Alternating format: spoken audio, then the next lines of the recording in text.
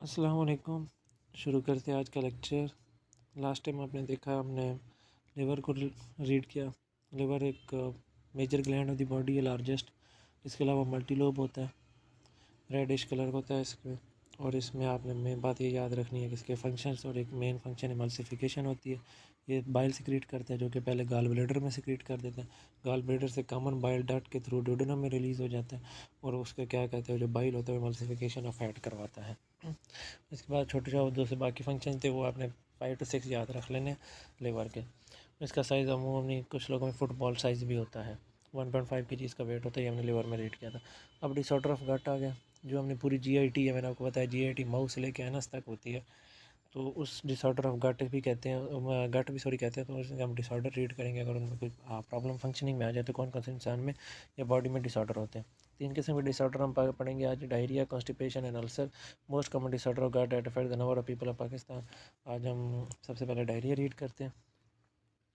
Diarrhoea होता है क्या? डायरिया को हम नॉर्मली समझ में लूज बाउल मूवमेंट भी कहते हैं और मोशंस कहते हैं। डायरिया में होता क्या? Diarrhoea is condition which the sufferer has frequent watery and loose bowel water, जिसके अंदर फ्रीक्वेंट वाटरी बहुत ज़्यादा पानी वाले और लूज बाउल मूवमेंट होती है। इन दिस कंडीशन में भी complaint by abdominal pain, nausea and vomiting. इसके साथ साथ ये होता है कि इंसान को एक तो मोशंस होते हैं, उसके साथ साथ इंसान को पेट में दर्द, नोजिया वगैरह हो जाता है, जिसमें उसके साथ साथ उसे वॉमिटिंग भी स्टार्ट हो जाती है। It occur when required water not absorbed in the blood from the colon. ये देखिए, मैंने आपको बताया था कॉलन के अंदर, कॉलन किसका पार्ट है? लार्ज इंटेस्टाइन का। लार्ज इंटेस्टाइन में 2 काम होते हैं: absorption of water and salt होती है, और इसके साथ साथ डेफिकेशन होती है। तो जब ऑब्जॉर्प्शन ऑफ वाटर और साल्ट नहीं होगी तो बात ये याद रखने का, लार्ज इंटेस्टाइन के कॉलन पार्ट में absorption of water and salt नहीं हो रही तो इंसान को डायरिया हो जाएगा, क्योंकि वो फिर वाटर ऑब्जॉर्प्शन नहीं हो पा रही वाटर की, तो वाटर ज़ाहिर बात है फिर रिलीज़ हो जाएगा बॉडी से, इसकी वजह से लूज बाउल मूवमेंट होगी।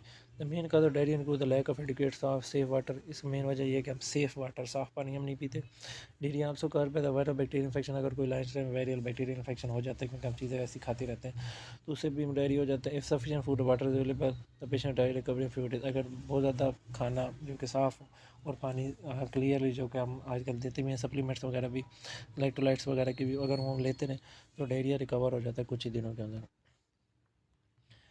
इसके बाद दूसरे, अगर मेल न्यूट्रिशन पेशेंट देखें जिनके अंदर माल न्यूट्रिश्ड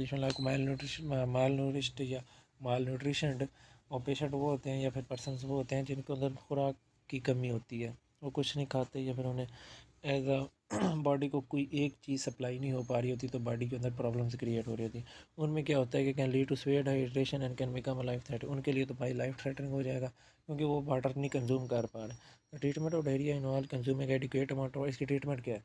अगर किसी पेशेंट को डायरिया हुआ है, ट्रीटमेंट क्या है? उसे क्या, बहुत ज़्यादा पानी पिए टू रिप्लेस द लॉस, जाके जितना लॉस हुआ रिप्लेस करे, preferably mixed with essential salts amount of nutrients, ताकि, और इसके साथ साथ पानी पिए, पानी में साथ साथ और ऐसा चीज़ें खाए जिसके अंदर ज़्यादा साल्ट्स, जो कि एसेंशली बॉडी के लिए ज़रूरी है, सम अमाउंट ऑफ न्यूट्रिएंट, और न्यूट्रिएंट भी उसके अंदर मौजूद है, जो है कि हम देते हैं, सप्लीमेंट्स हम देते हैं।